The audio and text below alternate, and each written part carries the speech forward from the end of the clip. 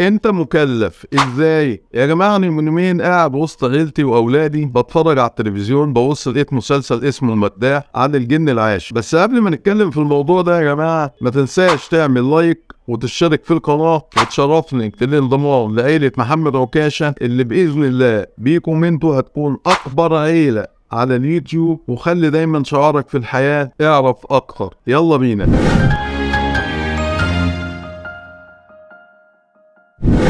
انا من يومين كنت قاعد مع اولادي وبنقلب على التلفزيون، فوجئت ان مشغلين مسلسل المداح بتاع الفنان حماده هلال. قاعد بتفرج لقيت جن عاشق ومش جن عاشق، وجن اتجوز من انس وانس اتجوز من جن، وحاجه كده غريبه ملعبكه ببعضها ما انزل الله بها من سلطان. اصلا المشكله مش في كده، المشكله ان اولادي ابتدوا يصدقوا الموضوع ده، او هم مصدقين في الكلام ده. يا جماعه الكلام ده مش مظبوط، الكلام ده مش مظبوط. مفيش حاجة اسمها جن يتجوز من إنسان أو إنسان يتجوز من جن. ربنا سبحانه وتعالى خلقنا مكلفين. يعني إيه مكلفين؟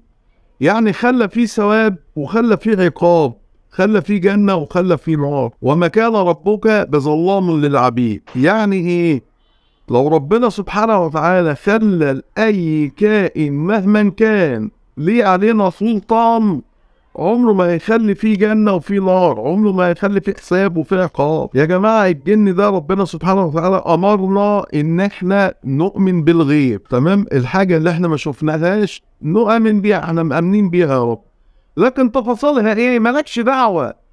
ربنا سبحانه وتعالى ما كلفكش اللي انت تعرف ولا حاجة عن الاشياء دي خالص، ولا اي حاجة عنها، تمام؟ بالمنطق كده وبالعقل يا جماعة، احنا مخلوقين من ايه؟ من طين، والجن من نار.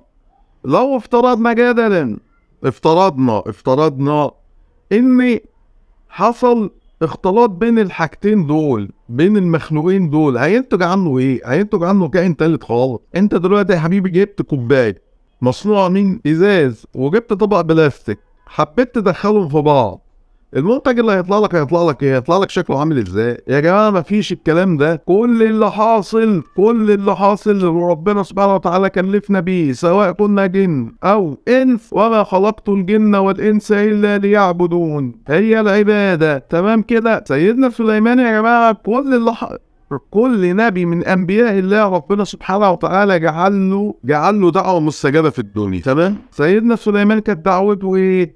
قال يا رب انا عايز ملك ما كانش لحد من قبلي ولا يبقى لحد من بعدي. عشان كده ربنا سبحانه وتعالى سخر له الجن والرياح والكلام ده كله. احنا بناخد بقى جزء من القرآن ونسيب جزء. طب ما هو الجن اصلا لو كان عارف الغيب ما كان سيدنا سليمان متوفي بقاله فترة وما كانش حد عارف اللي هو متوفي. فيا جماعة ما فيش حاجة اسمها اختلاط بين الجن والانس. هو كل الفكرة كلها ان هو بيهيأ لك جو، فاهم؟ وانت بتعيش اصلا انت حابب تهرب من الواقع اللي انت فيه، انت حابب تهرب من لا ده انا لابسني جن مش عارف اشتغل، لا ده انا مش عارف ايه، لا ده انا اصل كده. مفيش الكلام ده يا جماعه.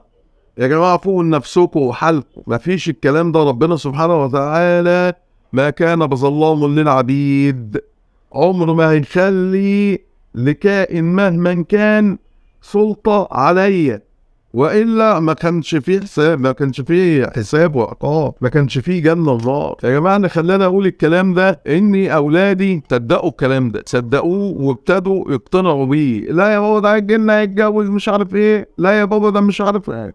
ما فيش الكلام ده يا جماعه. اللي خلاني اتكلم في الموضوع ده التغيير في التفكير. بدل ما نعلم اولادنا اللي هم يطوروا انفسهم ويبنوا عنهم وبتاع، لا يا جماعه احنا المفروض المسلسلات اللي تتعمل تركز على العقل شويه، تطوير التفكير. ده ربنا سبحانه وتعالى معظم اياته في القران الكريم بيتكلم عن التفكير والتدبر والتعقل. جن ايه وجواز ايه وبتاع، الكلام ده مفيش منه يا جدعان. فوقوا شويه وفوقوا لحالكم يا اولاد يا شباب. مفيش الكلام ده. فوقوا لنفسكم وفوقوا لحالكم وفوقوا لدراستكم وفوقوا لمستقبلكم. وبرجع تاني اقول لكم يا جماعه، انا اللي خلاني اتكلم في الموضوع ده ان اولادي وانا قاعد صدقوا للاسف، وصناع العمل ده خلاص هم عملوه خلاص وكبروا دماغهم، الموضوع منتهي. انما انت بعدين طب تاثيرك في الناس دي ايه؟ ده اللي احنا بنقول عليه يا جماعه. بنقول بالفن رساله ازاي؟ الفن رساله، لازم تقدم رساله هادفه للجيل اللي طالع ده، تخليه يبني عقله، تخليه يبني تفكيره، تخليه يبني مستقبله، انما ما يفكرش في حاجات ربنا سبحانه وتعالى ما امرناش اصلا اللي احنا نقرب منها. واللي زاد البله طين ايه النهارده وانا بتفرج بقلب على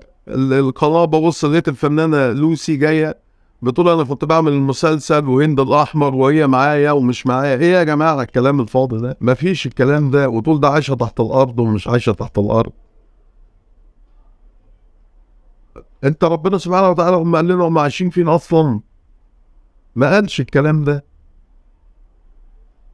سلام.